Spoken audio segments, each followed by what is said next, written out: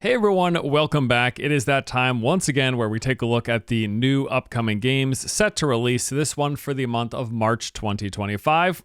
Let's do it. All right, so first up this month is FragPunk, a new fast-paced 5v5 hero shooter with quite a poppy and vibrant art style. The gameplay I've seen looks legitimately solid, but at the same time, man, a pretty tough genre to be stepping into in 2025. With so many massive, already established hero shooters out there, it's gonna be a lot of competition. Now that said, you never know when a game's gonna come out and find its own audience, and maybe FragPunk will do just that. One distinct thing setting this game apart is its card system of power power-ups, buffs, debuffs, and just some outright crazy effects that drastically alter the rules for every match. So basically, you get to select from a random assortment of options at the beginning of each match that shake up things rather significantly, allowing both teams to activate effects such as increased headshot damage, exploding bullets, the ability to swap health with a target, damage reduction options, passive health regeneration, making alterations to the map layout itself, increasing the size of enemy head hitboxes, or even shrinking the size of your own. This system seems to really mix up the gameplay, with each team picking from a random assortment of options with over 150 total different cards to pick from in the whole pool. Now beyond that, their standard game mode called Shard Clash is your typical attack versus defense, where one team's goal is to plant a bomb at one of multiple sites while the other team has to defend it. Each match of this mode goes for 7 rounds, each of those rounds lasting about 2 to 2.5 minutes. And then other than that, I mean, yeah, it is a tactical first-person shooter where you're also playing as a hero character. You're going to pick from a selection of 14 available heroes at the game's release, with more planned to come. Each come with their own unique abilities and ultimates. Think along the similar lines of what you kind of get from Valorant, Overwatch, or Marvel Rivals. You also pick your weapon, choosing from 17 available options. Some of these even have their own special abilities, like shooting faster over time or getting special burst fire attacks, etc. They say that the game has a relatively short time to kill, requiring staying on your toes and peeking around every corner. They also incentivize trying out a variety of heroes, weapons, and cards with a lot of different combinations to mix and match. And then beyond the main mode, that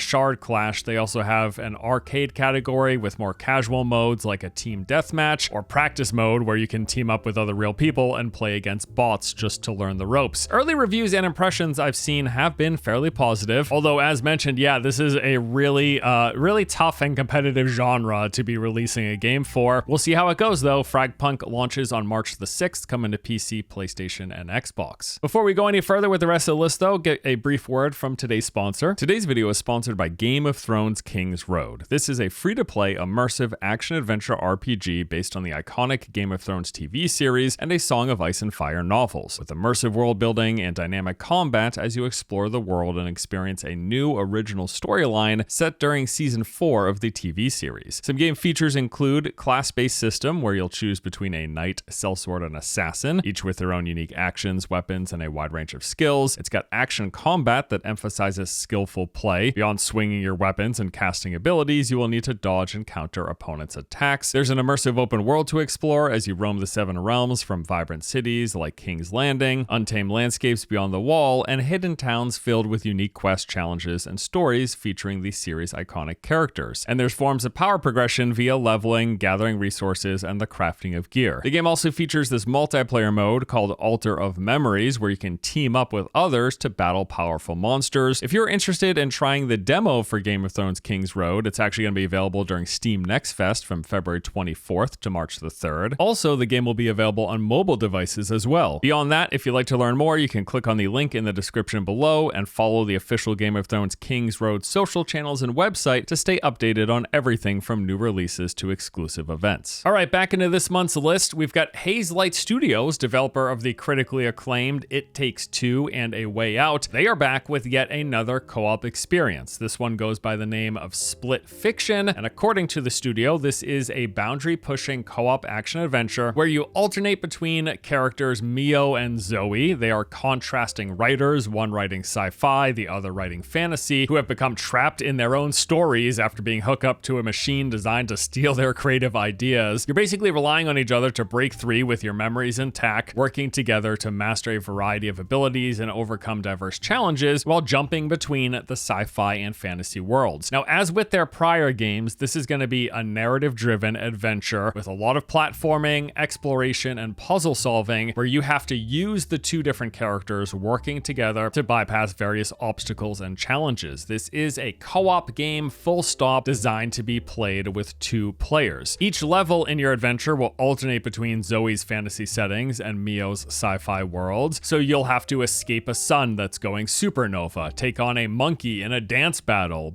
a bad kitty, and ride everything from gravity bikes to sand sharks. You're going to visit a lot of different locations, each one with its own unique look, new game styles to enjoy, and new mechanics and abilities to master. And since you have to work together with a partner, since this is a co-op focused game, as with their prior titles, if you purchase Split Fiction, you get a friends pass and you can invite anyone to play with you completely free. And this invite also works cross-platform as well, whether they're playing on PC or console. So since this is a game designed to be played co-op, they're not expecting everyone to buy an individual copy. You can buy your own copy if you're interested and then try to convince a friend or someone you know to play with you. That's pretty cool. I mean, yeah, both of their prior games were incredibly well received, both critically, but also from users. And this one is looking pretty solid as well. So it seems like a fairly safe bet. Split Fiction will be launching on March 6th for PlayStation, PC, and Xbox. All right, next up we have got Atomfall, which I am maybe unreasonably very excited for. I just think this looks pretty cool. It's giving like Fallout and Stalker vibes, but in a more confined space with some adventure survival mechanics thrown in as well. Also, as I have touched on in the past, the game is a must-see for me personally because I'm just a big fan of Rebellion, the studio making it. They're best known for the Sniper Elite franchise, which I've always enjoyed. I still need to check out Resistance, but I've played like every other game in the series thus far. I just really like the games that they make. It's like a mid-level studio, and they're not the most polished, not the most like grandiose games,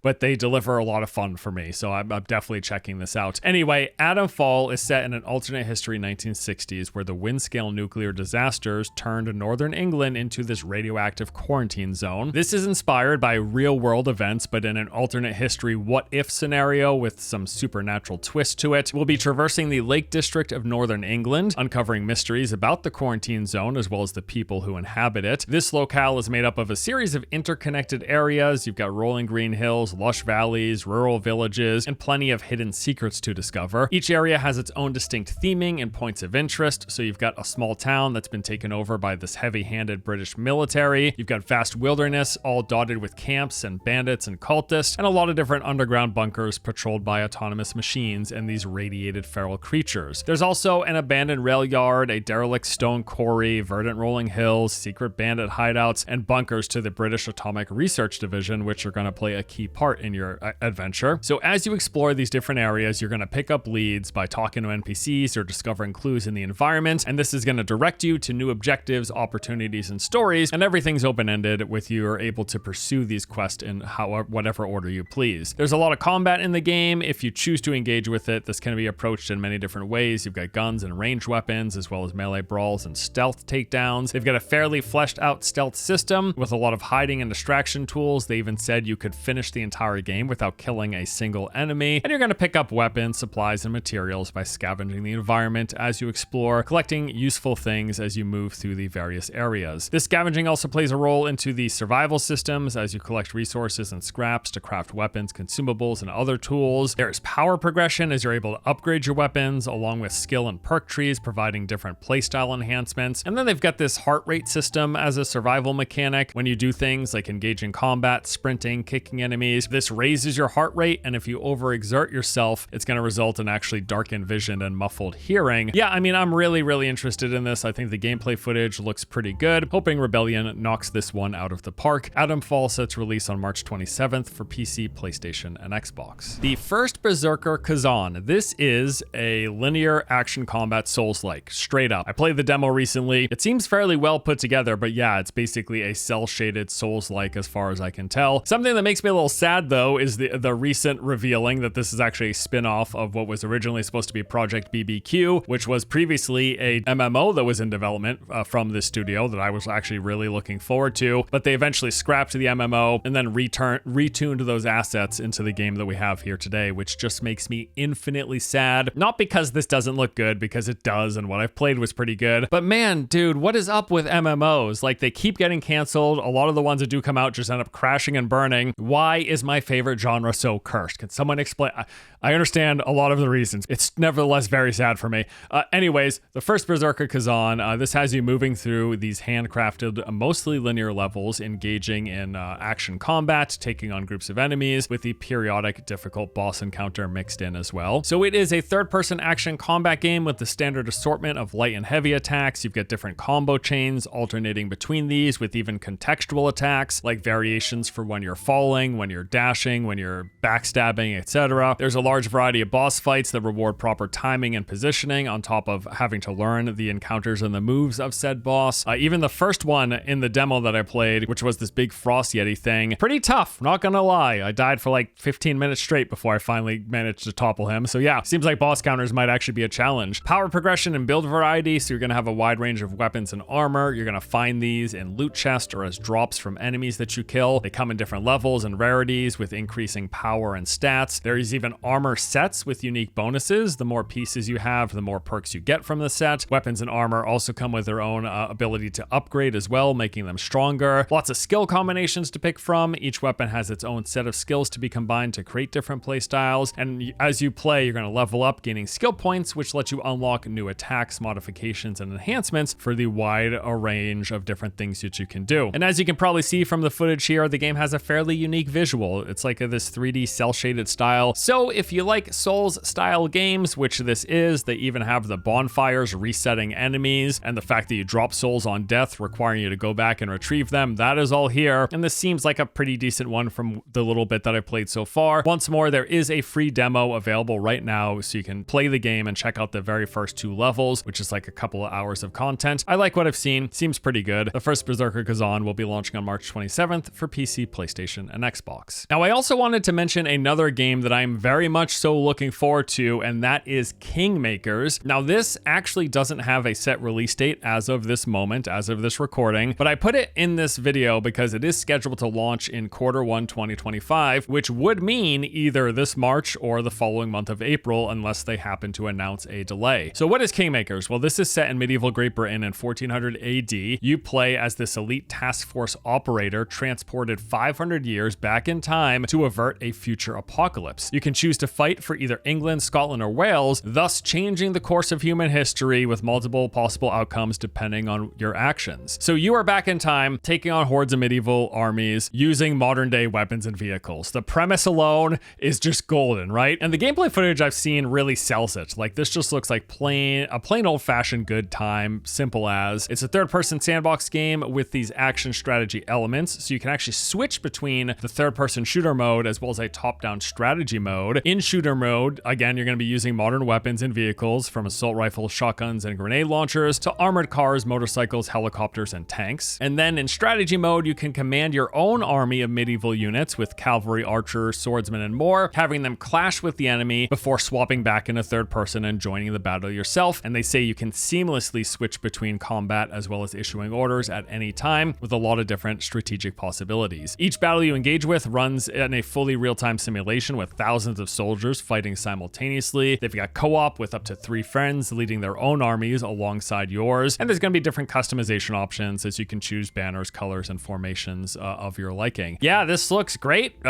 Pretty simple premise, but looks like a lot of fun. Really hope we get to play it soon. Again, Kingmakers is set to release in the first quarter of this year, so that should either be this month or the next. All right, so those are the games that I am most interested in checking out this month. Now let's dive into the list of honorable mentions. There's quite a few as always. The creators of 2 Point Hospital and 2 Point Campus are back. This time, we are in charge of safeguarding historic artifacts in 2 Point Museum. Now, as with their prior games, we're basically tasked with curating and managing this ever-growing facility, designing and refining its layout, keeping the staff happy, entertaining guests, handling donations, as well as keeping rambunctious children off of the very delicate exhibits. Key features include we'll be designing and managing as well as developing various museums with 5 unique main locations, those being prehistoric, an aquarium, science, space, and even a supernatural facility. There are 6 main exhibit types with over 30 subcategories, over 100 unique points of interest, along with tons of customization and decorative items to play with. These games have a pretty devout audience, and yeah, seems just like a fun, kind of casual, laid-back time. 2 Point Museum will be launching on March the 4th. Wanderstop is a narrative-centric cozy game about change and tea. You play as this fallen fighter named Alta, managing a tea shop in a magical forest and tending to the customers who pass through. You'll be growing and harvesting various ingredients needed for your teas, mixing them together in this large, unusual tea-making contraption. Along the way, speaking with travelers who pass through, learning their stories, and then making tea that is just right for them. In your downtime, you're gonna tidy up around the shop, decorate it to your own style, maybe even take a break, sitting on the bench for your own cup of tea, listening to your thoughts, driving you crazy.